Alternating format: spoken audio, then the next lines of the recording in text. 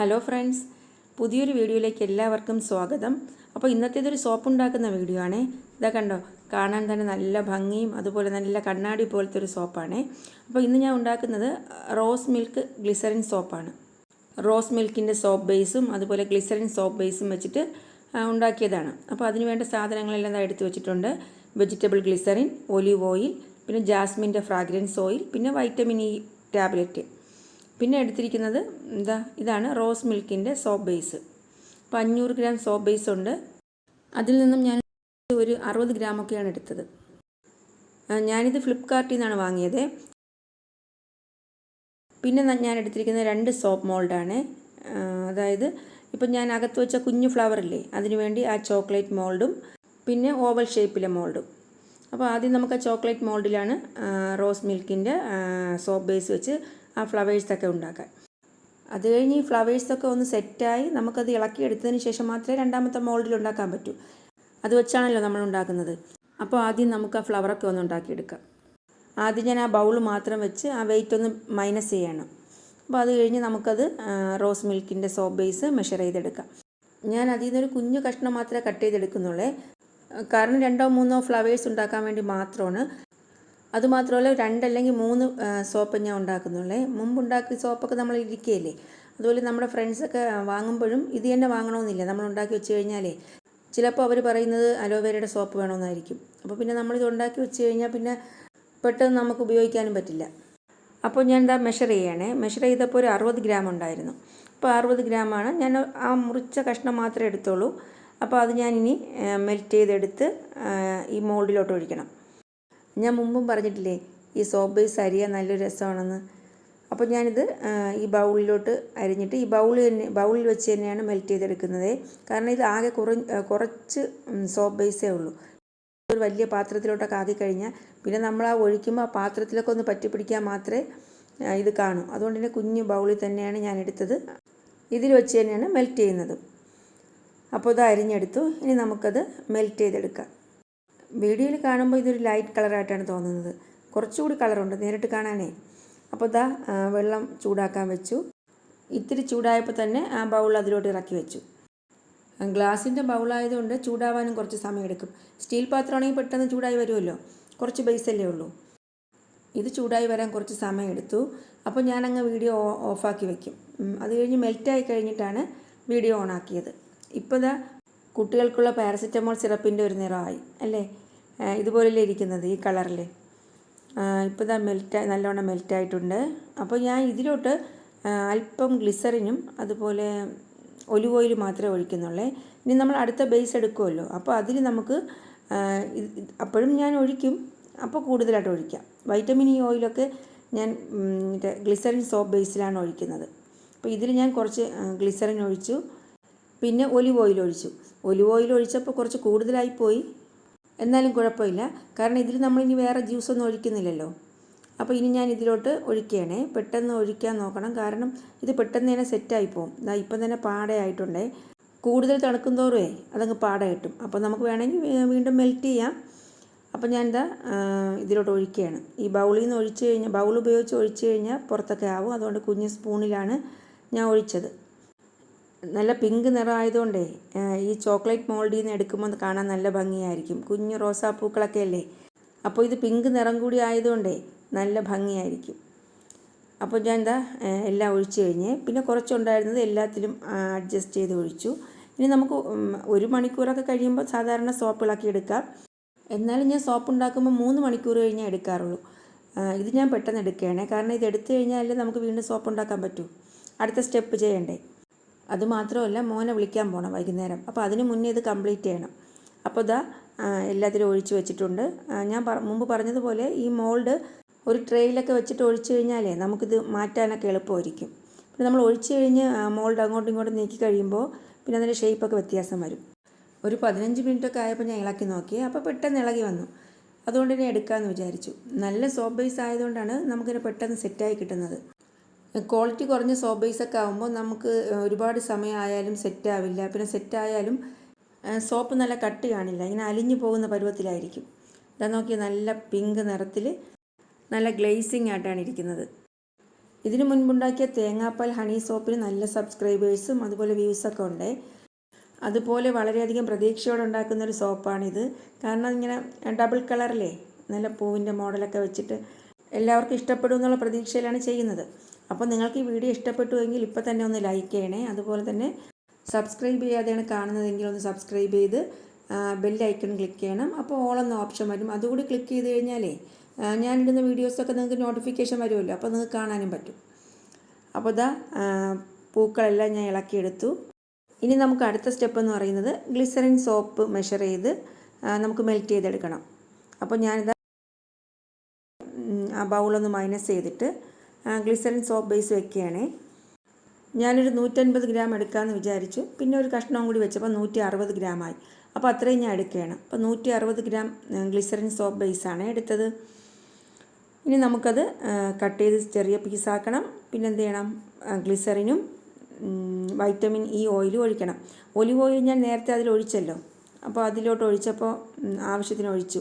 ഇനി ഇതിലോട്ട് ഒഴിച്ച് ഇനി കളറൊന്നും ചേഞ്ച് ചെയ്യേണ്ടെന്ന് കരുതിയിട്ട് ഞാൻ വൈറ്റമിൻ ഇ ഓയിലും പിന്നെ ഗ്ലിസറിനുമാണ് ഇട്ടത്.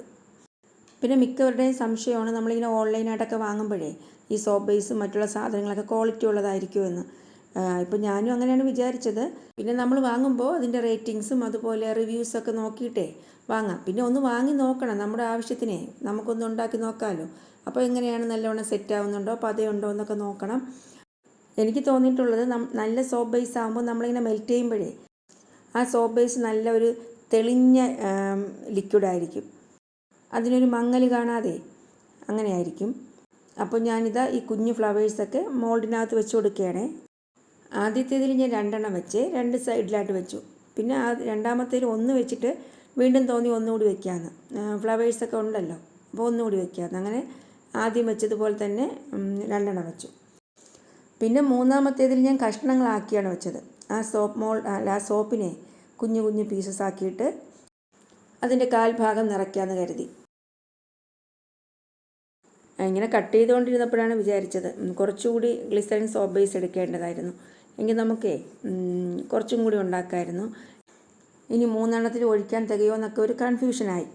എന്തായാലും ഉള്ളത് വെച്ച് അഡ്ജസ്റ്റ് ചെയ്ത് ഒഴിക്കാമെന്ന് കരുതി. നമുക്ക് ആ ഫ്ലവർ മുങ്ങിക്കിടക്കുന്ന രീതിയിൽ ഒഴിക്കണമല്ലോ, അല്ലെങ്കിൽ ആ ഫ്ലവർ വെളിയിലോട്ട് കാണില്ലേ. ആ ഫ്ലവറിലെ ഓരോ ഇതളിനെയും ഞാൻ വീണ്ടും വീണ്ടും കട്ട് ചെയ്ത് കുഞ്ഞു കുഞ്ഞു കഷ്ണങ്ങളാക്കി. ഇനി അടുത്ത വീഡിയോയിലൊരു ഷാമ്പു ഉണ്ടാക്കണമെന്നാണ് വിചാരിക്കുന്നത്. എൻ്റെ ഒരു ഫ്രണ്ട് ചോദിച്ചു ഷാമ്പുവേ. അപ്പോൾ ഇതിന് മുന്നേ ഞാൻ ഷാമ്പു ഉണ്ടാക്കിയിട്ടുണ്ടായിരുന്നേ, അത് ഞാൻ ഷോർട്സിലാണ് അപ്ലോഡ് ചെയ്തത്. അപ്പോൾ ഇനി ഉണ്ടാക്കുമ്പോൾ ഞാൻ വീഡിയോ എടുത്ത് കാണിക്കാം. എന്താ ഞാൻ സോപ്പ് മുഴുവൻ കട്ട് ചെയ്ത് മൂന്നാമത്തേതിൽ നിറയ്ക്കുകയാണേ. എന്നിട്ട് ഞാനത് എല്ലാ ഭാഗത്തേക്കും ഒന്ന് നിരത്തി വെച്ചു. അപ്പോൾ നമുക്ക് സോപ്പ് ബേസ് ഒഴിക്കുമ്പോഴേ അതിങ്ങനെ അടിയിലായിട്ട് കാണാൻ നല്ല ഭംഗിയായിരിക്കുമല്ലോ. ഇനി നമുക്ക് ഇതെന്താണെന്ന് വെച്ചാലേ, ഞാൻ നേരത്തെ സോപ്പ് ബേസ് മെൽറ്റ് ചെയ്തില്ലേ ഈ റോസ് മിൽക്കിൻ്റെ, അപ്പോൾ അത് ഒഴിച്ച് കഴിഞ്ഞിട്ട് ആ ബൗളിലൊക്കെ പറ്റി പിടിച്ചിരുന്നതാണ്. ഞാനത് സ്പൂൺ കൊണ്ട് ഇളക്കിയിട്ട് ഇനി ഗ്ലിസറിൻ സോപ്പ് ബേസ് ബാക്കി വരികയാണെങ്കിൽ ഇതിൽ കൂടി ഒന്ന് ഒഴിക്കാമെന്ന് വിചാരിച്ചു. അപ്പോൾ നമുക്ക് ഗ്ലിസറിൻ സോപ്പ് ബേസ് ഒന്ന് മെൽറ്റ് ചെയ്തെടുക്കാം. ഇതാ വെള്ളം തിളച്ച് വരുന്നുണ്ട്. ഇനി നമുക്ക് ആ പാത്രം അതിലോട്ട് വയ്ക്കാം. അത് കഴിഞ്ഞ് നിങ്ങൾക്കറിയാമല്ലോ, നേരത്തെ കണ്ടല്ലോ. ഇനി ഇത് മെൽറ്റായി കഴിയുമ്പോൾ നമുക്കൊന്ന് ഇളക്കി കൊടുക്കാം. ഇത് ഞാൻ കുറേ സമയം കഴിഞ്ഞിട്ടുള്ളതാണ്, അല്ലാതെ വെച്ച ഉടനെ അലിഞ്ഞതല്ല. അപ്പോഴെനിക്ക് തോന്നി രണ്ടാമത്തേതിൽ വേറൊരു ഡിസൈൻ ആവട്ടെ എന്ന് കരുതിയിട്ട് ഞാൻ ഒന്നെടുത്ത് മാറ്റി. അപ്പോൾ നടുക്ക് ഫ്ലവർ വരുമല്ലോ, എന്നിട്ട് അതുകൂടി അരിഞ്ഞ് വീണ്ടും ഞാൻ മൂന്നാമത്തേതിലിട്ടു. ഇങ്ങനെ ആകുമ്പോൾ 3 ടൈപ്പിലെ സോപ്പ് കിട്ടില്ലേ, അതുകൊണ്ടാണ് അങ്ങനെ ചെയ്തത്. ഈ സമയം സോപ്പ് ബേസ് അവിടെ മെൽറ്റ് ആയിക്കൊണ്ടിരിക്കുകയാണ്. അപ്പോൾ ഞാൻ അതിനിടയ്ക്കാണ് ഇങ്ങോട്ട് വന്നത് ചെയ്തത്. അപ്പോൾ ഇതാ പോയപ്പോൾ എല്ലാം മെൽറ്റായിട്ടുണ്ട്. ഇനി നമുക്ക് ഗ്ലിസറിൻ ഒഴിക്കാം. നേരത്തെ കുറച്ചല്ലേ ഒഴിച്ചോളൂ. അപ്പോൾ ഇതിലോട്ട് ഞാൻ ഇത് 1 സ്പൂൺ ഒഴിച്ചിട്ട് പിന്നെ ഞാൻ അല്പം കൂടി ഒഴിച്ചു. അപ്പോൾ ഗ്ലിസറിൻ സോപ്പ് ബേസാണ്, എന്നാലും നമുക്ക് ഒഴിക്കാം. ഇനി അതൊന്ന് മിക്സ് ചെയ്തു. ഇനി നമുക്ക് വൈറ്റമിൻ ഇ ഓയിൽ ഒഴിക്കണമല്ലോ, അതുകൂടി ഒഴിച്ചിട്ട് മിക്സ് ചെയ്യാം. അപ്പോൾ ഓരോന്നും ഒഴിച്ചിട്ട് ഞാൻ മിക്സ് ചെയ്യുന്നതിനേക്കാളും പത വരും.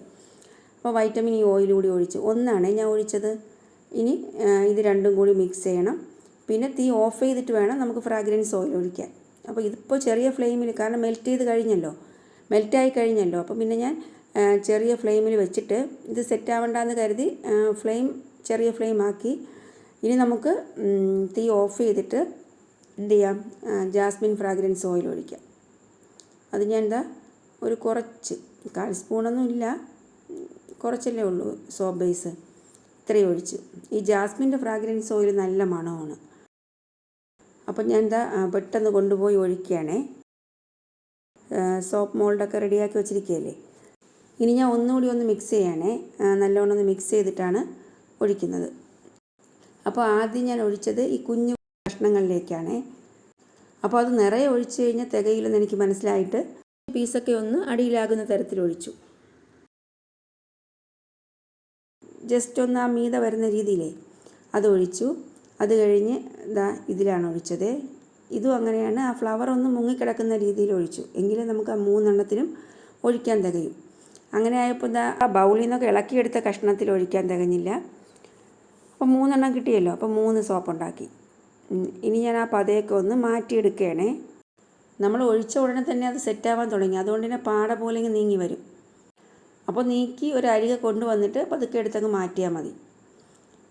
പിന്നെ ഞാൻ പറഞ്ഞില്ലേ, റബ്ബിങ് ആൽക്കഹോൾ ഉണ്ട്, അത് സ്പ്രേ ചെയ്ത് കഴിയുമ്പോൾ ഈ പതയൊക്കെ മാറും. പിന്നെ ഞാൻ യൂസ് ചെയ്യാറില്ല. ഞാനത് വാങ്ങി വെച്ചിട്ടുണ്ട്. പിന്നെ ഇങ്ങനെ സ്പൂൺ കൊണ്ട് നീക്കാൻ പറ്റുമല്ലോ, പിന്നെ അതൊന്നും ആവശ്യമില്ലാതെ യൂസ് ചെയ്യേണ്ടെന്ന് കരുതി. അപ്പോൾ 2 എണ്ണത്തിൽ ഞാൻ പത മാറ്റിയെടുത്തേ. 3-മത്തേതിൽ ഇങ്ങനെ മാറ്റാൻ നോക്കിയപ്പോഴേ ആ കഷ്ണങ്ങൾ ആ സ്പൂണിൽ കയറി തട്ടുന്നുണ്ടായിരുന്നു. ഈ സോപ്പ് ബേസ് ഞാൻ നിറയെ ഒഴിച്ചില്ലല്ലോ, അപ്പോൾ അതുകൊണ്ട് ഞാൻ പിന്നെ അത് വേണ്ടെന്ന് വെച്ചു. അപ്പോൾ ഇതും 1 മണിക്കൂറിന് ശേഷമോ അല്ലെങ്കിൽ 3 മണിക്കൂറിന് ശേഷമോ എടുക്കാം. പക്ഷേ എനിക്കൊട്ടും ക്ഷമയില്ലായിരുന്നേ. ഈ വീഡിയോ ഒന്ന് പെട്ടെന്ന് എടുക്കണമെന്നുള്ളത് കൊണ്ട് ഞാനൊരു 3/4 മണിക്കൂറൊക്കെ ആയപ്പോൾ ഇതെടുത്തു. കുഴപ്പമില്ലാതെ ഇളകി വന്നു. അപ്പോൾ നമുക്ക് എങ്ങനെയുണ്ടെന്ന് നോക്കാം. സോപ്പൊക്കെ ഒന്ന് സെറ്റായിട്ടുണ്ട്. ഇനി എങ്ങനെയാണ് ഇളക്കിയെടുക്കുമ്പോൾ ഇരിക്കുന്നതെന്ന് നോക്കാം. അപ്പം ഞാൻ ഒരു പാത്രമൊക്കെ റെഡിയാക്കി വെച്ചു. ആദ്യം ഏതെടുക്കണമെന്നൊന്ന് ആലോചിച്ചു. പിന്നെ വിചാരിച്ചു ആ 2 ഫ്ലവേഴ്സ് ഉള്ളതെടുക്കാം. അങ്ങനെ ഒന്ന് പതുക്കെ ഇളക്കിയെടുക്കുകയാണേ. നല്ല കണ്ണാടി പോലെ ഇരുന്ന്, കാരണം നമ്മളതിൽ വേറെ ഒന്നും ചേർക്കുന്നില്ലല്ലോ, ജ്യൂസായിട്ടൊന്നുമേ. പിന്നെ ആ ഫ്ലവറിൻ്റെ നടുക്ക് ഇത്തിരി ഒന്ന് ഇളകിയിട്ടുണ്ടായിരുന്നു. എനിക്ക് തോന്നുന്നു ആ സോപ്പ് മോൾഡിലൊന്നും പറ്റി പിടിച്ചിട്ടില്ല.